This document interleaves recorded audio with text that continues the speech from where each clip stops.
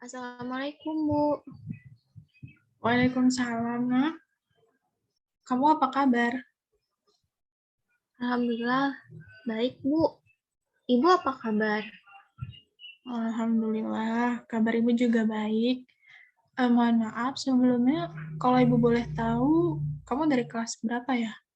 Soalnya kemarin waktu kamu menghubungi Ibu di WhatsApp via chat, kamu kan cuma bilang kalau kamu itu salah satu siswa di SMA 3 Banjarbaru. Jadi, perkenalkan, Bu. Nama saya Sarini Ulfah dari kelas 12 MIPA 3. Oh, 12 MIPA 3. Itu kalau tidak salah yang wali kelasnya Ibu Nur ya? Iya, benar, Bu. Oh, ya sudah, baik. Karena sebelumnya kamu sudah menjelaskan melalui via chat di WhatsApp dan mengatakan kepada Ibu kalau kamu pengen konseling dengan Ibu. Jadi, Ibu ingin bertanya dulu sebelumnya, apakah kamu sudah pernah mengikuti sesi konseling sebelumnya? Ya, Bu. Saya sudah pernah mengikuti konseling waktu kelas 3 SMP dulu, Bu. Baik. Jadi, apa kamu masih ingat mengenai prosedur konseling? Sedikit sih, Bu. Saya ingat tentang apa yang dimaksud dengan konseling. Saya juga tahu kalau dalam konseling itu ada asas-asas di dalamnya. Tapi saya lupa, Bu, apa aja asas di dalamnya. Gitu ya. Baik. Bagus kalau kamu masih ingat beberapa gitu kan ya. Nah, sepertinya akan ada baiknya kalau sedikit Ibu jelaskan kembali mengenai apa itu yang dimaksud dengan konseling, gitu kan? Nah, jadi konseling itu merupakan sebuah proses pemberian bantuan yang dilakukan oleh konselor kepada konseli dalam rangka membantu mengentaskan masalah konseli. Nah, di mana yang berperan sebagai konselor di sini adalah Ibu, dan konseli atau kliennya adalah kamu. Dalam proses konseling ini, konseli dituntut secara aktif untuk menyelesaikan masalahnya sendiri dengan bantuan strategi konseling yang diberikan oleh konselor atau Ibu. Dan ya, tadi betul apa yang kamu katakan, bahwa dalam konseling ini ada yang namanya asas-asas. Nah, salah satu asasnya itu adalah asas kerahasiaan. Jadi, kamu tidak perlu khawatir kalau rahasia kamu akan terbongkar, karena Ibu pasti akan menjaga semua rahasia kamu. Kemudian, asas yang lainnya itu adalah asas keterbukaan. Jadi, Ibu harap nanti pada saat proses konseling, kamu bisa terbuka dengan Ibu, dan Ibu pun akan berusaha terbuka kepada kamu tanpa ada yang ditutup-tutupi. Sampai sini apakah bisa dipahami? Iya, Bu, saya sudah sangat paham. Penjelasan dari Ibu, saya rasa sangat lengkap, Bu. Alhamdulillah kalau kamu sudah mengerti. Nah, selanjutnya Ibu akan menjelaskan mengenai kontrak konseling. Jadi, untuk setiap pertemuan dalam konseling itu, kita dibatasi oleh waktu. Nah, untuk konseling kali ini, kita akan mempergunakan waktu kurang lebih 30 menit. Dengan adanya waktu yang singkat ini, maka kita sebaiknya benar-benar memanfaatkan waktu yang ada, dan semoga bisa terselesaikan pada sesi ini. Namun, jika pada sesi konseling pertama ini masalah kamu belum terselesaikan, maka kita bisa adakan perjanjian untuk sesi konseling yang berikutnya. Bagaimana? Apakah kamu setuju? Iya, Bu, saya setuju. Alhamdulillah kalau kamu setuju. Nah, sekarang kalau boleh Ibu tahu, apakah kamu sedang ada masalah atau lagi ada kendala sehingga kamu ingin ikut konseling dengan Ibu begitu? Uh, Jadi begini, Bu. Saya itu ingin mengubah pola hidup saya menjadi pola hidup yang baik dan juga sehat. Kamu ingin mengubah pola hidup jadi baik dan sehat, begitu? Iya, Bu, benar. Pola hidup yang baik dan sehat seperti apa maksud kamu? Ya, hidup sehat yang seperti makan makanan sehat, Bu. Jadi kamu tuh pengen makan makanan yang sehat gitu ya? Iya, Bu. Tapi tidak hanya itu. Tidak hanya itu. Iya, Bu. Lalu apa lagi? Saya pengen punya keseharian yang baik dan sehat. Misalnya seperti bangun pagi hari, kemudian selalu sarapan sebelum beraktivitas, mengkonsumsi makanan yang seimbang, dengan diiringi olahraga juga, Bu. Begitu ya. Baik. Nah, kalau misalkan Ibu memberikan skala penilaian dari angka 1 sampai 10, di mana angka 1 itu adalah keinginan kamu yang paling kecil untuk mengubah pola hidupmu, dan angka 10 itu adalah keinginan terbesar kamu untuk mengubah pola hidupmu. Nah, kira-kira berada pada angka berapa keinginan kamu saat ini? Angka 8, Bu. Wah, besar sekali ya keinginan kamu. Ibu bisa merasakan nih tekad kamu dalam harapan kali ini. Baik, sebelumnya Ibu ingin bertanya dulu. Sebelum kamu memiliki keinginan untuk mengubah pola hidupmu ini, bagaimana pola kehidupan kamu sebelumnya? Jadi, pola hidup saya sebelumnya itu sangat tidak sehat, Bu. Tidak sehat ya? Tidak sehat, bagaimana maksudnya? Sebelumnya, saya itu suka bangun terlambat, kesiangan, jarang mandi, jarang berolahraga, dan sering dan suka banget makan makanan junk food, Bu. Jadi pola hidup yang seperti itu menurut kamu itu adalah pola hidup yang tidak sehat ya? Iya, Bu. Lalu pola hidup yang sehat itu menurut kamu itu seperti apa?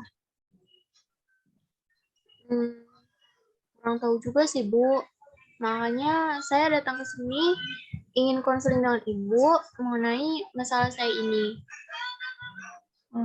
Begitu ya. Baik-baik. Misalkan di dunia ini ada kantong ajaib Doraemon. Nah, dari kantong ajaib Doraemon ini kamu bisa meminta apapun yang kamu mau, apapun itu pasti terkabul, termasuk keinginan kamu sebelumnya yang ingin mengubah pola hidup menjadi sehat. Nah, kira-kira apa yang ingin kamu minta dari kantong ajaib itu?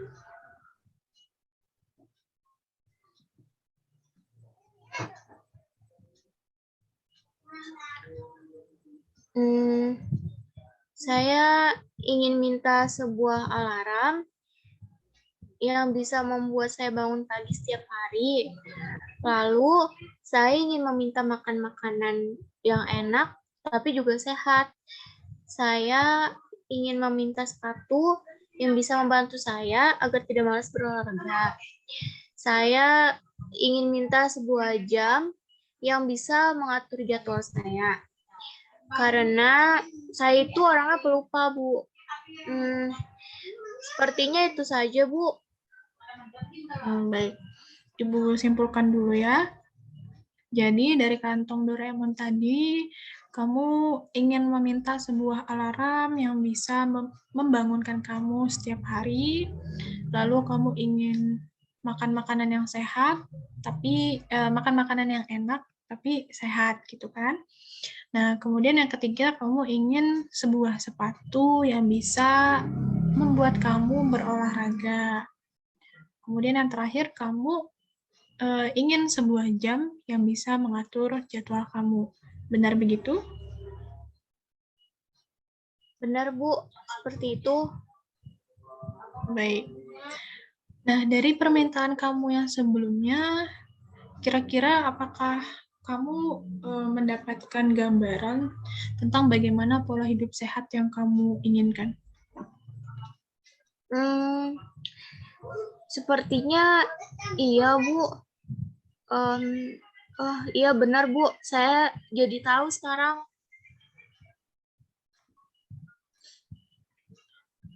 Bagus.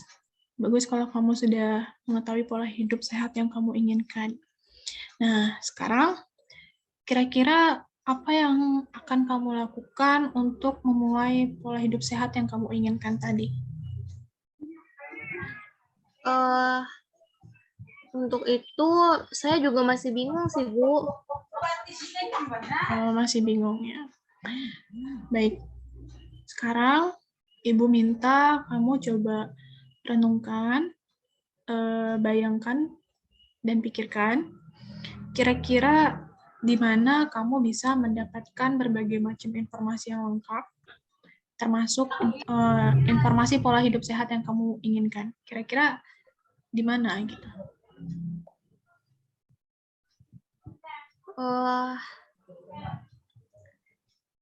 Buku, Google, mungkin juga YouTube, Bu. Sepertinya dari situ saya bisa mendapatkan informasi pola hidup sehat. Oke, bagus. Kamu sudah bisa menemukan jawabanmu sendiri. Nah, dari beberapa opsi yang kamu sebutkan sebelumnya, kira-kira opsi mana yang akan kamu pakai untuk memulai pola hidup sehat yang kamu inginkan tadi? Sepertinya semua opsi sih, Bu. Saya akan mencoba mulai membaca buku dan mencari tahu informasi melalui Google atau YouTube. Dan segera memulai pola hidup sehat saya, Bu. Oke, baik. Sepertinya kamu bersemangat sekali ya untuk memulai pola hidup sehat yang kamu inginkan. Iya, Bu. Saya sangat semangat dalam mengubah pola hidup saya ini yang tadinya sangat tidak baik, dan saya ingin sekali agar cepat-cepat menjadi pola hidup yang sehat dan baik. Wah, bagus sekali itu. Nah, sekarang Ibu akan memberikan skala lagi ya.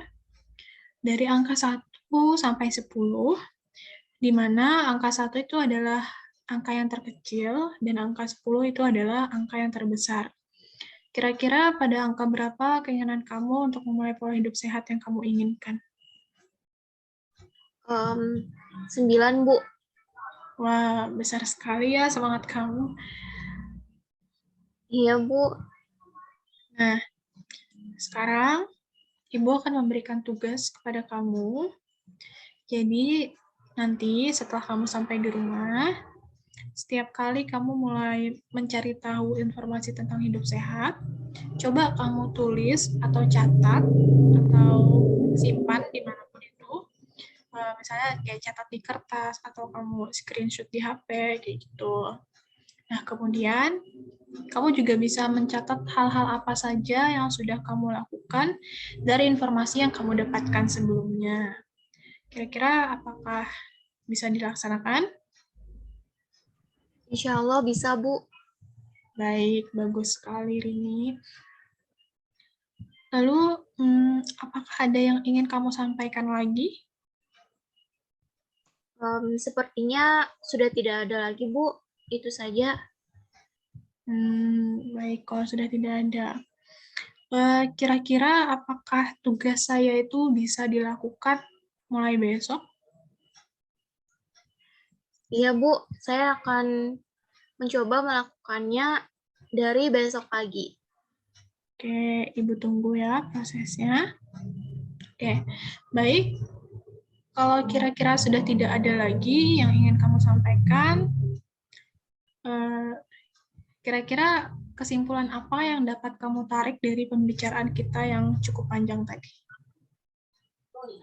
Kesimpulannya, jika saya menginginkan sesuatu yang baru atau ingin merubah sesuatu ke arah yang lebih baik, maka saya harus mencari informasinya terlebih dahulu, dan setelah mendapatkan informasi yang saya inginkan, melaksanakan apa yang sudah saya dapatkan, dan tidak lupa untuk mencatat apa yang sudah saya laksanakan.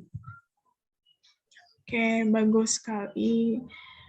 Kamu sudah bisa menarik kesimpulan dari pembicaraan kita yang cukup panjang tadi. Nah, baiklah, kalau tidak ada lagi yang ingin kamu sampaikan, saya rasa sesi konseling kali ini cukup sampai di sini.